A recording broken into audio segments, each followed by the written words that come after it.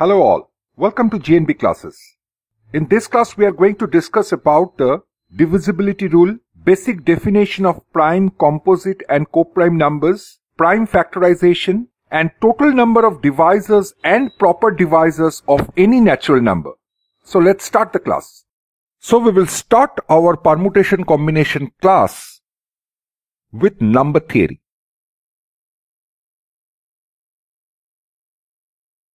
Now, number theory is a part of mathematics where one should understand every part of it analytically. That is, it should be somewhat heuristic process than merely remembering some sort of formula and applying it.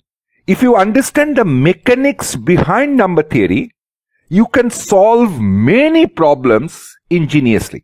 So I will suggest you to concentrate on each and every part of number theory. Okay? So we will start with a very basic part which is called divisibility. Divisibility rule. What is that? Suppose if x divides y, we write it in this way or else we write sometimes in this way. X divides y, where this x is called the divisor and y is called the dividend. Okay, what do you mean by this? It means that if you can find out an integer where you can write y, that is the dividend, equals to that integer into x, then we say that x divides y.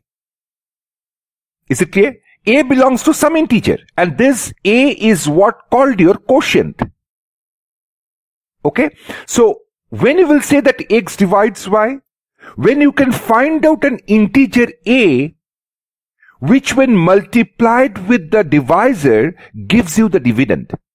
If this kind of relation exists, then you say that x divides y. As simple as that. Let us say for an example, if I divide 6 by 3. So we are getting 2, which is 6. Okay, this is a very preliminary thing. So we can say that 6 can be written as, that is the dividend can be written as the divisor into quotient, which is 2. Is it clear? There is only one. This is an unique number, which when multiplied with 3 gives us the dividend 6. Is it okay? Now let us say, if I divide 5 by 3, then what we are getting? If I write 1, so we are getting a remainder. This is called remainder. So we are getting a remainder when 5 is divided by 3. So can we write 3 divides 5? No. Because if 3 divides 5, then we must get an integer where we can write 5 is equals to 3 times that integer, but which will never occur. Yes? So what to do? But one interesting thing is that if I subtract this 2 from 5, if I subtract 2 from 5, then it is divided by 3. Yes? So, in this case, what you can write? You can write that 5 minus 2, that is the dividend, can be written as some quotient into the divisor. Because that is the way how we write when x divides y. In this case, we are writing the dividend equals to some quotient into the divisor. Is it clear? So from here we can write 5 is nothing but q into 3 plus 2. Tell me yes or no? In this case, your quotient q is nothing but 1. But the question is, you can write it in this form. Is it okay? So what we have learned is that when divisor, dividend, we are dividing and we are getting a quotient, something is coming, then we are getting a remainder. Okay? Then we can always write that dividend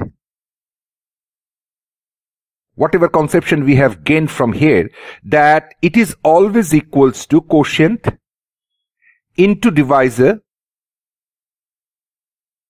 plus the remainder. And one very interesting thing is that your remainder always greater than or equals to 0. That is, it can be completely divided, or else it will be always less than the divisor. Yes? Because if it is more than the divisor, then we can again divide. So that is why the remainder is always lying between 0 and the divisor itself. Okay. Now we are not going in details of this divisibility theorem and all, because that I will discuss in a separate video. Here my prime motto is not to teach you the number theory. We will only do number theory to that extent which is helpful for our permutation combination chapter. Now, mainly in number theory, we will deal with three kinds of number. First of all, we are always taking, for now, we are taking set of positive integers. Set of positive integers, that is 1, 2, 3 and so on.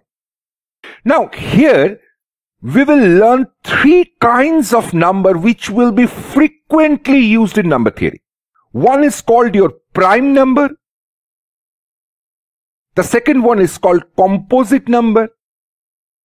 And the third one is known as co-prime number or relatively prime number. Is it clear? Relatively prime number. Okay. Mainly we will concentrate on prime, composite and co-prime numbers because this three has a higher significance in our number theory. Okay. So, first of all, we have to define what is a prime number. A prime number are the positive integers. Listen it very carefully. Prime numbers are the positive integers which has two distinct factors. Distinct. Be careful. Two distinct factors, one and the number itself. Is it clear? If I choose 7, what are the factors of 7? The factors of 7 are 1 and 7. So here we are having the factors as 1 and the number itself. Okay? You choose any number like 11. Again, 11 is what? 1 into 11. So there are two numbers. One is 1 and another one is the number itself. So that is the definition. Now let us consider 1. So 1 is what? We can write 1 as 1 into 1. 1 can be written as 1 into 1, where one factor is 1 and another factor is the number itself. But according to the definition, these numbers should be distinct. But they are not distinct here. Therefore, 1 is not a prime number. Is it clear? So you must concentrate on, you must understand the definition of a prime number, and right from the definition you can say that 1 is not a prime number. Is it clear? Fine with you? Okay. Next we are coming for composite number. What is composite number? Again, try to concentrate on the definition itself. Composite number says that composite number is an integer which has at least one factor other than 1 and the number itself. Hello? What is that? Composite number is an integer which has at least one factor other than 1 and the number itself. Let us take an example like 8. 8 can be written as what? 1 into 4 into 2. Okay? Or else you can write 1 into 8.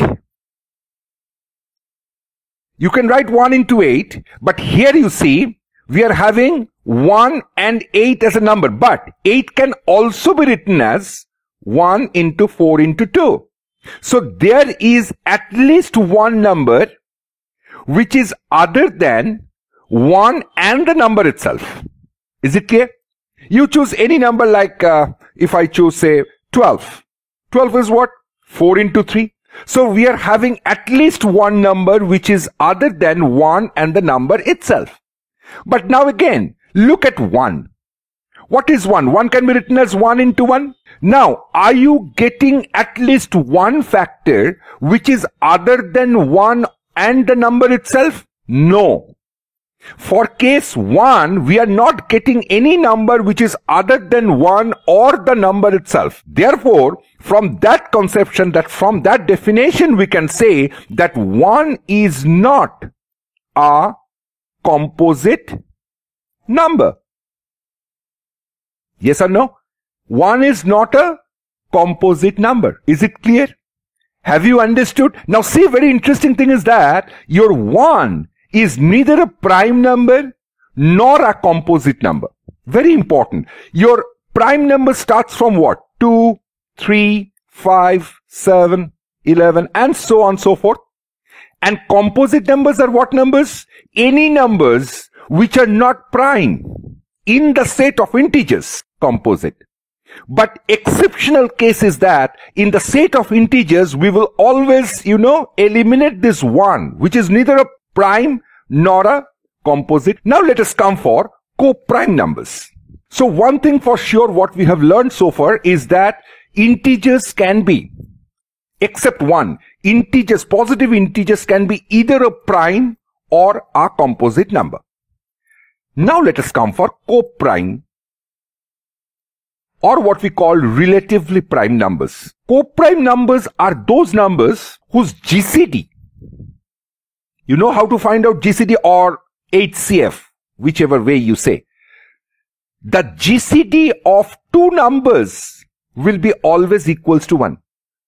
When you find that the GCD of two numbers is equals to 1, then we say that these two numbers are co-prime or relatively prime to each other. Let us say for an example, 9 and say 16. What is GCD of 9 and 16? GCD of 9 and 16 is 1 because there is no common factor between 9 and 16 other than 1. So GCD of 9 and 16 is 1. Hence we will say that 9 and 16 are co-prime to each other. Is it clear? Now what is GCD of say 7 and 11? Again, GCD is 1. You see one thing, these two are prime numbers. GCD of two prime numbers is always 1. So two prime numbers are always co-prime to each other, that's for sure. But in this case, the example that we have taken here is with 9 and 16, they are not prime numbers, but it doesn't matter. Co-prime numbers are those numbers, in the definition it has not been said that your co-prime number has to be a prime number. No. Whichever number we have, if we have the GCD of those two numbers as 1, we will call that number as co-prime number. As simple as that. Is it clear? Absolutely. So now we are going to discuss about fundamental theorem of arithmetic. What is that? It states that any natural number except 1,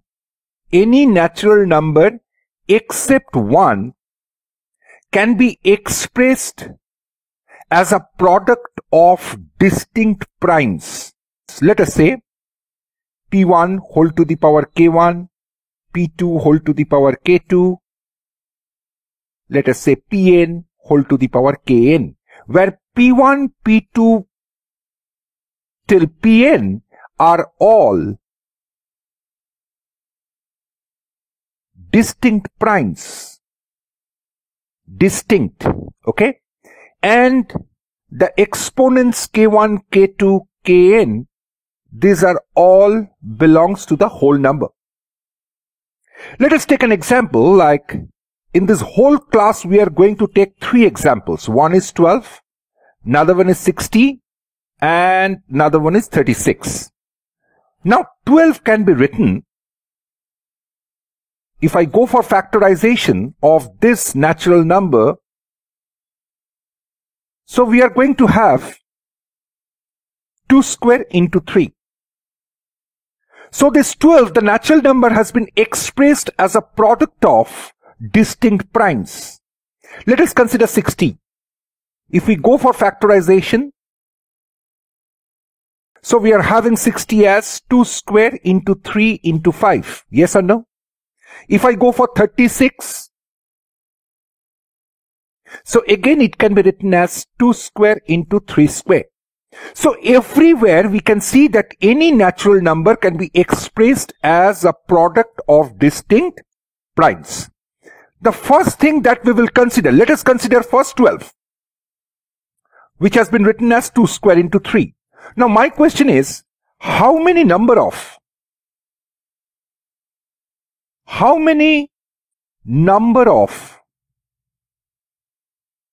divisors of 12 are there?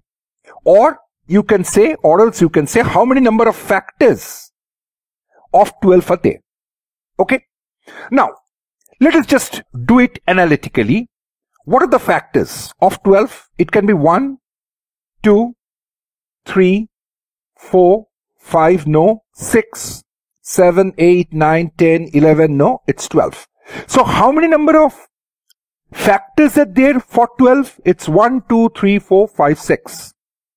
Okay. Now let us try to find out the factors of 12 by using a different approach. We will understand how this is coming, because ultimately we will be moving for generating a formula which will help us to find out the number of divisors of any natural number, because here the natural numbers that we have considered are small.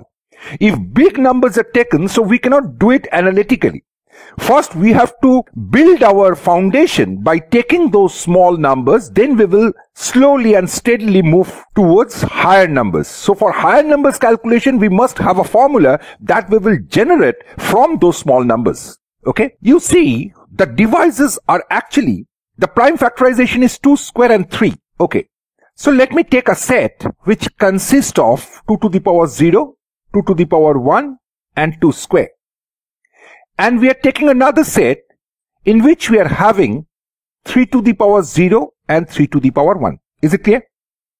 Now you observe, whatever divisors you have written are basically either 2 to the power 0 into 3 to the power 0, or it is 2 to the power 0 into 3 to the power 1, or it is 2 to the power 1 into 3 to the power 0, or it is similarly 2 square into 3 to the power 0, or 2 square into 3 to the power 1. Tell me yes or no. All these factors, you are basically getting this one. These are the factors. Yes or no? So how many number of factors you got? You got the number of elements in this set and the number of elements in this set. If we go for multiplication, we have 3 numbers here and 2 numbers here. So total 6 divisors are there. Tell me yes or no. Here, the exponent of 2 is 2 and the exponent of 3 is 1. Therefore, we can say that the total number of factors, in other words, we are saying the total number of factors is, we are getting basically 2 plus 1. And for this one, we are getting 1 plus 1. Tell me yes or no. Let us take another example. Let us consider 60. In 60, we have 2 square, 3 and 5. Okay. Now tell me, what are the factors of 60? It's 1, 2, 3, 4, 5, 6, 7, 8, 9, 10, 11, 12, 13, 14, 15, 16, 17, 18, 19, 20, then 30, then 60. Is it okay? So how many number of divisors are there? 1, 2, 3, 4, 5, 6, 7, 8, 9, 10, 11, 12. Okay. So 12 number of divisors are there. Now, if we do it by this one, let us consider a set of which consists of 2 to the power 0, 2 to the power 1, 2 square. Another set consists of 3 to the power 0, 3 to the power 1. Another one 5 to the power 0 and 5 to the power 1. So total number of divisors that you will get, it is basically the combination of those numbers. One number can be 2 to the power 0 into 3 to the power 0 into 5 to the power 0. The another number can be 2 to the power 0, 3 to the power 0 and into 5 to the power 1 and so on and so forth. So the total number of divisors that you will get, here the total elements are 3, here it is 2 and here it is 2. So ultimately total number of divisors that you will get is 12. Is it clear? How we are getting this 3? This 3 is basically coming from, if we see the exponent of 2, that is 2 here. So it will be 2 plus 1, and for 3 the exponent is 1 and we are getting 2 over here, means it is 1 plus 1. Again for 5 it will be 1 plus 1. So ultimately we are getting the answer as 12. Is it clear? So what we have learned is that if we see this natural number, look it carefully. Now we are going to generate the general formula.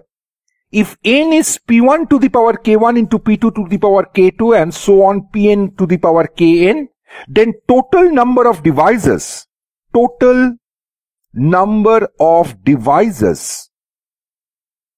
will be nothing but k1 plus 1, k2 plus 1, so on kn plus 1. Is it clear or not? Is it absolutely clear? So we will treat this thing as a formula, but before that you must understand how it is coming. Is it okay? Now one thing here I will mention, that what do you mean by proper divisors? Proper divisors. Proper divisors are those divisors which excludes 1 and the number itself. 1 and the number itself. Is it clear? So for 12, the total number of proper divisors will be, this 1 will be rejected and 12 will be rejected. So total number of proper divisors will be 4. Is it clear? In this case, for the case of 60, the proper divisors are reject 1 and 60. So minus 2, which will give you 10. Is it clear? So what we have learned? Total number of proper divisors will be, total number of proper divisors will be equals to total number of divisors minus 2. Is it clear or not? Absolutely. Write down this as a formula.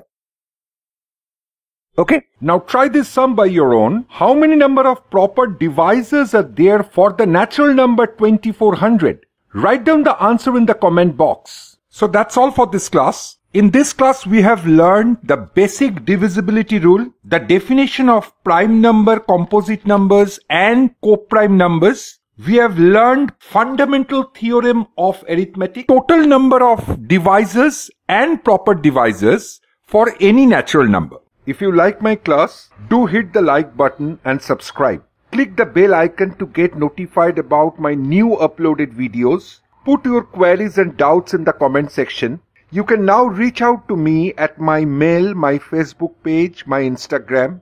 You can also join my WhatsApp group for doubt clearing. Link given in the description. See you in my next video. Till then, goodbye and take care.